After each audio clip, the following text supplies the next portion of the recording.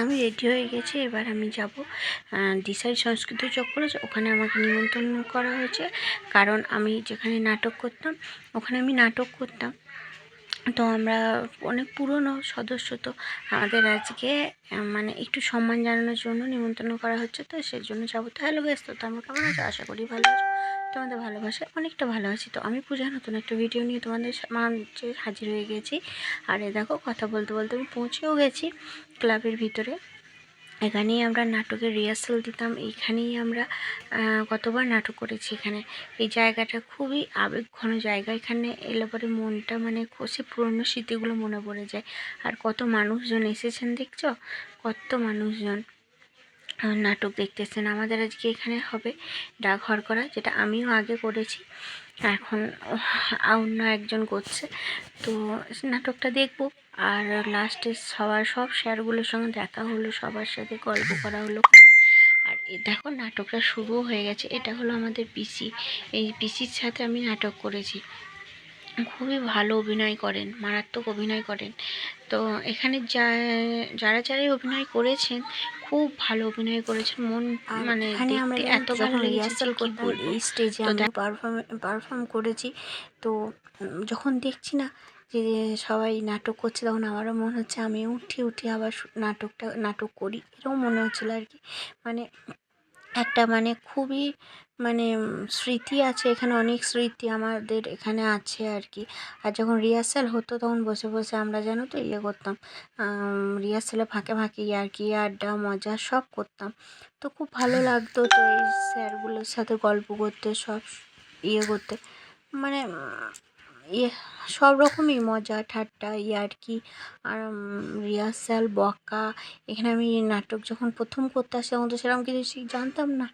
তো এইখানে পার্থপ্রদীপ স্যার আমার হাতে ধরে পার্থপ্রদীপ স্যার আমাদের মানে আমার হাতে ধরে শিখিয়েছেন নাটকটা, যে কী করে করতে হয়, কী করে অভিনয় করতে হয়, কখন থামতে হয়, কখন বলতে হয়, মানে সবটাই হাতে ধরে স্যার শিখিয়েছেন। তো খুবই ভালো লাগলো যে আমাদের পুরনো সব যাদের স্যারগুলোর সাথে দেখা হয়ে, দাদা দিদি সবটা। তোমরাও একটু দেখো, কমেন্ট করে জানিও কেমন লাগছে আমার।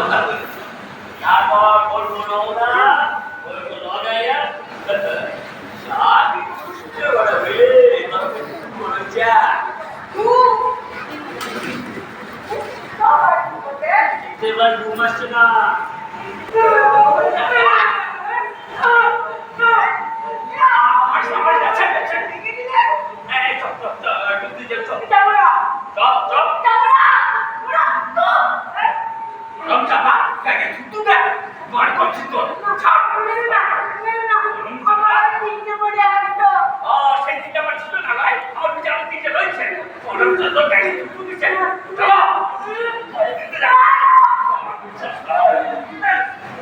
পাঁচ কাটা 10 কাটা করে 5 দিকের উপর জমি পড়েছি, গোটা ঘর পড়েছি ছেলে বউ এসে শুনে।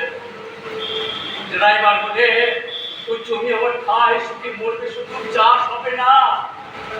ড্রাইভার আমি অনেক দেখেছি শুধু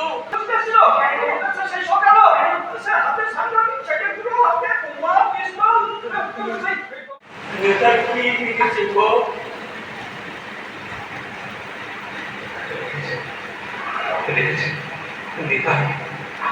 নিতাই নাই।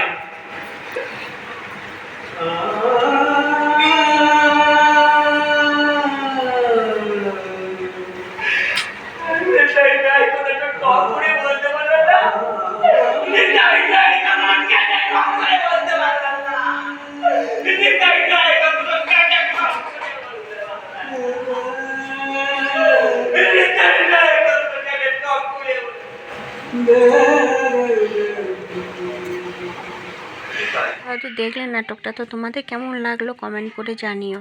আর দেখো বৃষ্টিও শুরু হয়ে গিয়েছিল মাঝখানে, তো আমি টোটো করে বাড়ি আসছি, বাড়ি ফিরতে প্রায় 9:30 পৌনে 10টা বেজে গেছে। তো দেখো আমি আমার ছেলে একাই বাড়ি ফিরছি, রাস্তায় সেরকম মানুষজন কেউ নেই, কারণ বৃষ্টি পড়ছিল প্রচুর জোর, তো সেই জন্য। তো রাস্তাটা দেখো কত সুন্দর লাগছে, একদম ফাঁকা, বৃষ্টি পড়ছে, তার মাঝখানে একটা দুটো মানুষজন। আর মানে কি বলতে, তারপরে বাড়ি গিয়ে আবার আছে আমাকে করতে হবে আমার রান্না, কারণ আমার খাবারের তো একটু নিয়ম হয়েছে, তো সেই জন্য। আর আমার ভিডিও তোমাদের কেমন লাগছে কমেন্ট করে জানিও, কিন্তু যদি ভালো লাগে তাহলে লাইক কমেন্ট একটা শেয়ার করে দিও। আর আজকের মতো এইটুকু, কালকে একটা